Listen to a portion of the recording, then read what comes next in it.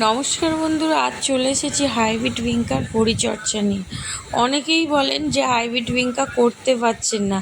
আমার ভিডিওটা শুরু থেকে শেষ পর্যন্ত দেখলে আপনাদের আশা করি কোনো সমস্যাই হবে না হাইব্রিড ভিঙ্কা গাছ তৈরি করতে। আর একবার যদি এই প্ল্যান্ট কিনে আনেন, বাজার থেকেও বারবার কিনতে লাগে না।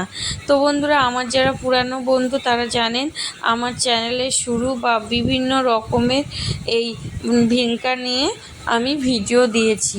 তো আমার ভিডিওগুলো যারা ফলো করেন তাদের আশা করি এই গাছ করতে আর অসুবিধা হবে না। তো বন্ধুরা, যারা নতুন আছেন প্লিজ সাবস্ক্রাইব করবেন আর পাশে থাকা বেল বাটন অন করে দেবেন। বড় ভিডিওটা আপনারা ফলো করবেন, তো আপনারা সমস্ত ইনফরমেশান পেয়ে যাবেন।